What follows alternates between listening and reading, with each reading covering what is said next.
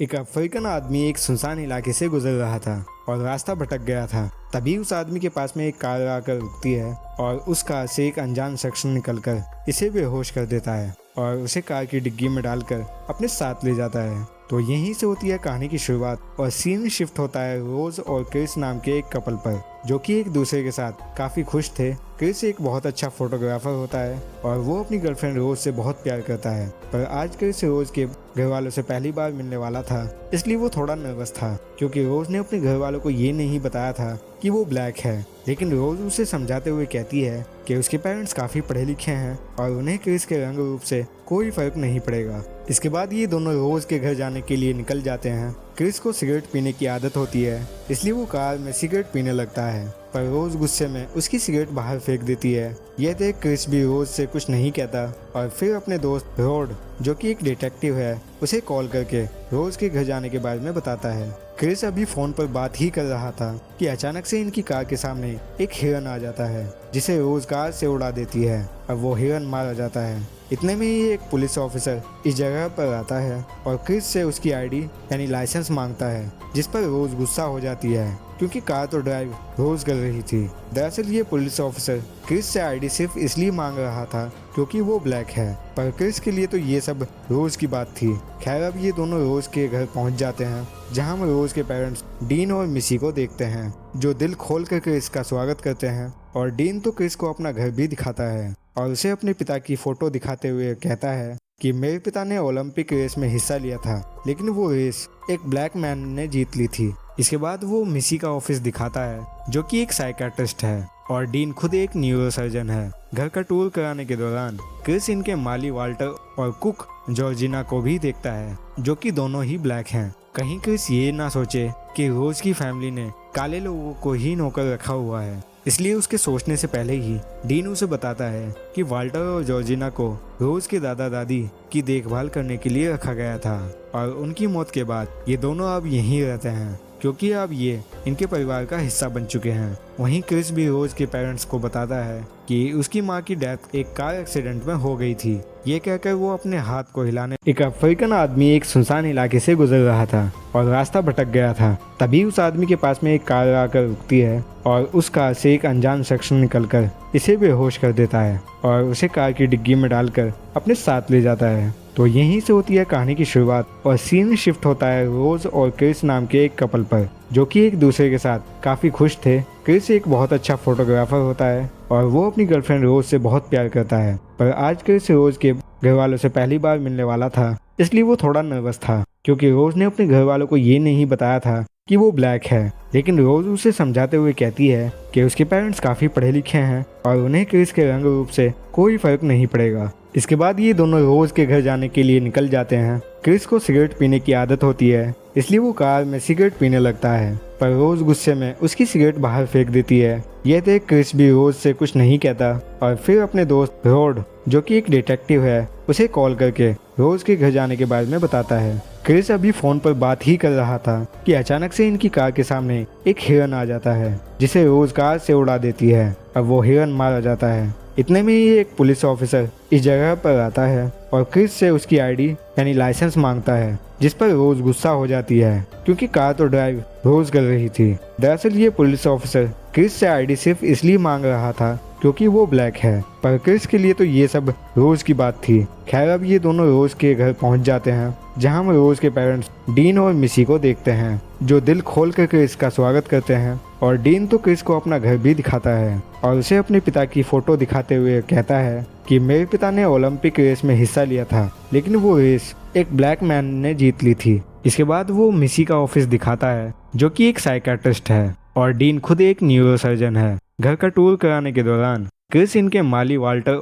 और cook Georgina को भी देखता है, जो कि दोनों ही ब्लैक हैं। कहीं क्रिस ये ना सोचे कि रोज की फैमिली ने काले लोगों को ही नौकर रखा हुआ है, इसलिए उसके सोचने से पहले ही डीन उसे बताता है कि वाल्टर और जॉर्जिना को रोज के दादा दादी की देखभाल करने के लिए रखा गया था और उनकी मौत के बाद ये दोनों अब यहीं रहते हैं क्योंकि अब ये इनके परिवार का हिस्सा बन चुके हैं। वहीं क्रिस भी रोज के पेरेंट्स को बताता है कि उसकी माँ की डेथ एक कार एक्सीडेंट में हो गई थी। ये कहकर वो अपने हाथ को हिलाने लगता है, जिसे देख मिसी समझ जाती है कि क्रिस को सिगरेट पीने की लत है। वो उससे कहती है कि वो उसे हिप्नोटाइज करके उसकी ये आदत हमेशा के लिए दूर कर सकती है, पर क्रिस मना कर देता है। तभी रोज का भाई जेरेमी भी यहाँ आ जाता है और सब साथ में डिनर करते हैं। और इस दौरान जेरेमी क्रिस से काफी अजीब सवाल पूछने लगता है और उसे एक फाइट के लिए चैलेंज करता है, पर क्रिस उसे मना करके अपने रूम में आ जाता है। वहीं रोज भी काफी गुस्से में होती है और क्रिस से कहती है कि पता नहीं आज उसके घर वाले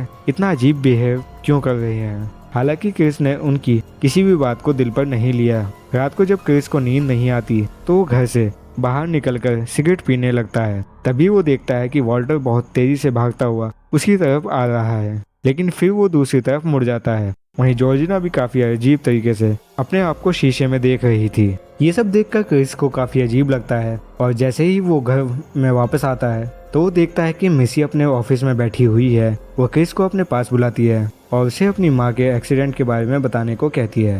हालांकि क्रिस उस बारे में बात नहीं करना चाहता था, लेकिन फिर भी वो मिसी की बातों का जवाब दे देता है। असल में मिसी के हाथ में जो चाय का कप था उसमें मौजूद चम्मच की आवाज़ से वो क्रिस को हिप्नोटाइज कर देती है, जिस वजह से क्रिस की बॉडी पैरालाइज हो जाती है और वो अपनी बॉडी से पूरा कंट्रोल खो देता है। हालांकि वो मिसी की बात सुन और उसे देखता था, लेकिन बोल नहीं पा रहा था। वहीं मिसी अब उसकी आंखें भी बंद कर देती है, लेकिन तभी क्रिस की आंख खुल जाती है और वो सोचता है कि उसने जरूर कोई बुरा सपना देखा है। अगले दिन क्रिस दोबारा जॉर्जिना को शीशे के सामने खड़ा हुआ देखता है। फिर वो वॉल्टर से मिलने के लिए जाता है और वॉल्टर भी उसके साथ अजीब तरह से बर्ताव करता है। मतलब वो जवान होकर भी किसी बूढ़े आदमी की तरह बात करता है और क्रिस से पूछता है कि उसका मिसी के साथ हिप्नोटाइज का सेशन कैसा रहा। ये देख क्रिस समझ जाता है कि उसने कोई सपना नहीं देखा, बल्कि वो हकीकत थी। क्रिस ये बात रोज को भी बताता है कि उसकी माँ ने उसे रात हिप्नोटाइज किया था। साथ ही वो जॉर्जिना और वॉल्टर के बारे में भी उसे बताता है, जिनका बर्ताव उसे काफी अजीब लगता है। खैर, आज डीन ने घर में एक पार्टी रखी थी जिसमें काफी सारे अमीर लोग आए हुए थे। क्रिस को इतने सारे लोगों के बीच में काफी अजीब महसूस होता है, क्योंकि ये सभी लोग गोरे थे जबकि क्रिस का रंग काला था। वहीं ये लोग क्रिस से उल्टे सीधे सवाल भी पूछते हैं और उसकी बॉडी और रंग के बारे में भी बातें बनाते हैं। तभी क्रिस को इन अमीर लोगों के बीच अपने जैसा एक ब्लैक लड़का दिखाई देता है जिसका नाम लोगन होता है। क्रिस इसके पास जाकर इससे बात करता है, पर लोगन का बर्ताव भी थोड़ा अजीब होता है। उसकी बातों से लगता नहीं कि वो ब्लैक है, बल्कि उसने किसी बूढ़े आदमी की तरह कपड़े पहने हुए थे। अभी ये दोनों बात कर ही रहे थे कि इतने में लोगन की पत्नी वहां आ जाती है, जो कि काफी गोरी और लगभग लोगन से 30 साल उम्र में बड़ी थी। फिर क्रिस की मुलाकात जिम हडसन नाम के एक आर्ट गैलरी के ओनर से होती है, जिसे क्रिस के खींचे गए फोटोज काफी पसंद आते हैं और वो क्रिस को बताता है कि वो भी एक फोटोग्राफर बनना चाहता था, लेकिन जेनेटिक डिजीज की वजह से वो अंधा हो गया। इसके बाद क्रिस थोड़ा आराम करने के लिए अपने रूम में चला जाता है और उसके जाते ही पार्टी में जितने भी लोग मौजूद होते हैं वो अचानक से बात करना बंद कर देते हैं और ऊपर की तरफ देखने लगते हैं, जैसे कि वो सिर्फ क्रिस को दिखाने के लिए ही एक दूसरे से बात कर रहे थे। अपने रूम में आने के बाद क्रिस देखता है कि उसका मोबाइल चार्जर से निकला हुआ है और उसे लगता है कि शायद ये जॉर्जिना का काम है। तभी जॉर्जिना क्रिस के पास आकर उससे माफी मांगते हुए कहती है कि सफाई करने के दौरान गलती से उसका फोन अनप्लग हो गया। इस पर क्रिस उसे कहता है कि कोई बात नहीं, मुझे बुरा नहीं लगा, बस अपने आसपास इतने सारे गोरे लोग होने से थोड़ा नर्वस हूँ। तब जॉर्जिना स्माइल करते हुए कहती है कि ऐसा नहीं है और ये सभी लोग क्रिस को एक फैमिली की तरह मानते हैं। यहाँ हम देखते हैं कि चेहरे पर स्माइल होने के बाद भी जॉर्जिना की आंखों से आंसू निकल रहे हैं, जो कि काफी अजीब बात थी। क्रिस को भी ये काफी अजीब लगता है, इसलिए वो अपने दोस्त रोड को कॉल करके सब कुछ बता देता है कि किस तरह उसे हिप्नोटाइज किया गया और कैसे यहाँ के सभी लोग बूढ़े आदमियों की तरह बिहेव कर रहे हैं। क्रिस की बात सुनते ही रोड उसे वहाँ से निकल जाने के लिए कहता है, क्योंकि उसे डर था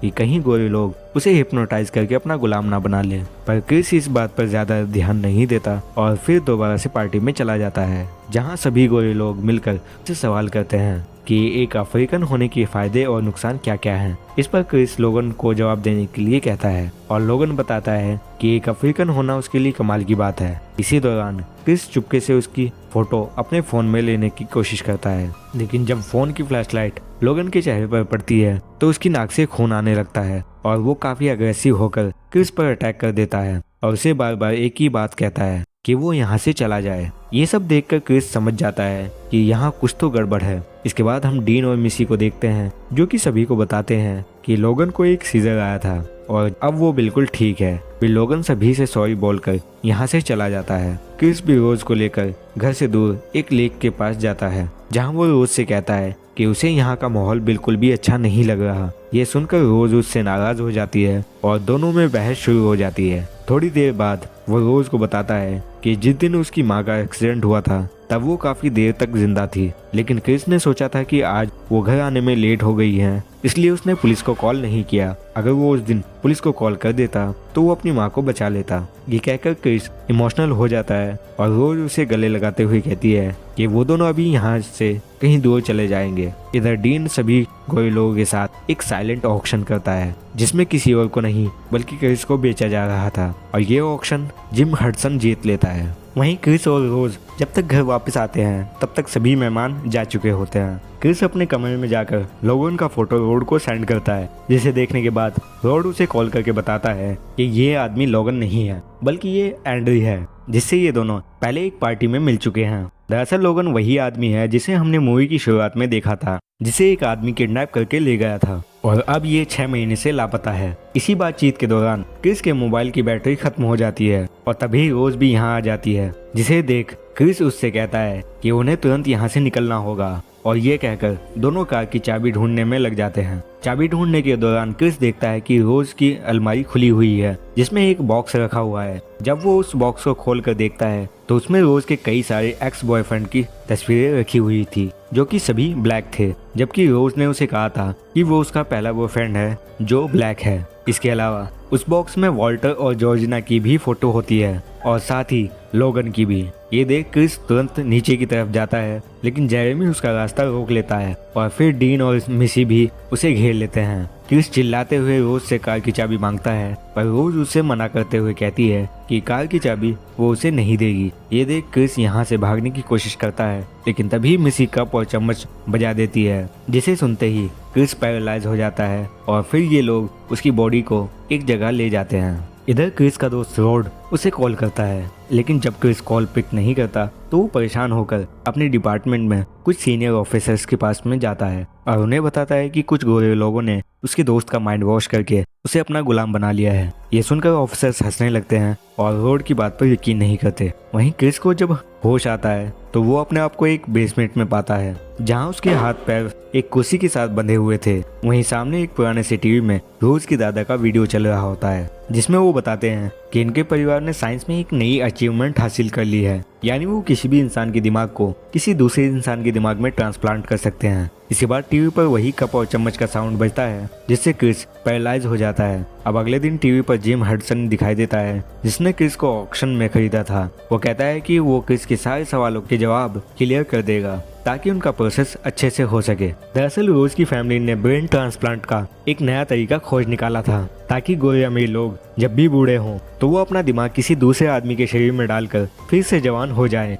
जिसके लिए वो किसी ब्लैक आदमी को हिप्नोटाइज करते थे और वो आदमी फिर अपनी बॉडी का पूरा कंट्रोल खो देता था और फिर डीन अपने अमीर क्लाइंट का दिमाग उस ब्लैक आदमी के शरीर में डाल देता था, जिससे उस अमीर क्लाइंट को नई बॉडी मिल जाती थी और जो असली ब्लैक आदमी है वो हमेशा के लिए कैद हो जाता था। अगर वो आदमी फिर से बाहर आने की कोशिश भी करता तो मिसी उसे दोबारा से हिप्नोटाइज कर देती थी। यानी वॉल्टर, जॉर्जिना और लोगन इन सभी के साथ में मिसी और डिमीन ने यही प्रोसेस किया था और इनकी बॉडी में किसी बूढ़े आदमी का दिमाग डाला था, जिस वजह से ये लोग अजीब बर्ताव करते थे और अब हडसन को भी क्रिस की बॉडी मिलने वाली थी। ये सब जानने के बाद क्रिस को बहुत बुरा लगता है और वो हडसन से पूछता है कि ये लोग सिर्फ ब्लैक लोगों को ही क्यों चुनते हैं। इस पर हडसन उसे बताता है कि इसका रीजन ये है कि ऐसा माना जाता है कि अफ्रीकन लोगों के जेनेटिक्स बाकी लोगों की तुलना में काफी अच्छे